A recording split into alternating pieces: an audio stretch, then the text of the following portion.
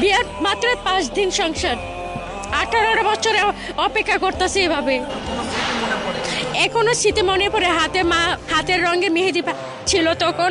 এখনো মাঝে মাঝে মনে পড়ে যে আমার হাজব্যান্ড যদি পাশে থাকতো তাহলে হাতের রঙের মেহেদি সবসময় থাকতো, কিন্তু আমার স্বামী নাই, হাতের রঙ ভালো একটা নাই। আমি অনেকটা মিস করতেছি আমার স্বামীকে। এখন যদি আমার জামাই থাকতো তাহলে আমি এখানে আমি আসতাম না, আমার স্বামীকে নিয়ে আমি আসতাম এইখানে। জি, মাসে একবার সাক্ষাতে যাওয়া হয়, তাও মানে 20 মিনিট।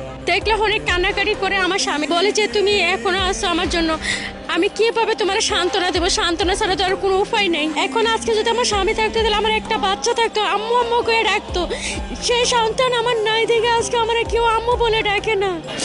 আজকে যদি আমার স্বামী থাকতো তাহলে আমার কত সুন্দর একটা জীবন যেমন কাটাতে পারতাম ভাইয়া। আজকে আমার স্বামীরে নিয়ে ঘুরতে পারতাম, ভালো একটা খাবারের রেস্টুরেন্ট খাইতে পারতাম, স্বামীরে নিয়ে বাজার টাজার করে খাইতাম, ভালো একটা মানে পরিবেশ হইতো। আমার বলছে তুমি আর কতটা আশ্বাস থাকবা? আমি কবে না কবে বার হয়, তোমার এখনো যৌবন আছে, তুমি বিয়ে করতেছো না কেন? আমি বিয়ে করতেছি না, তোমার অপেক্ষায় আসছি। তুমি মরলে আমি মরবো, তুমি বাচ্চা থাকলে আমি তোমার পাশে আসছি, যুদ্ধ করে হলে আমি তোমার পাশে আমি থাকবো। আজও আমি তোমার হাত ধরে আসছি, আমি তোমার হাত ছাড়তে পারবো না। আমি একবার কবুল করেছি, আমি আর তৃতীয় আমি কবুল করতে চাই না।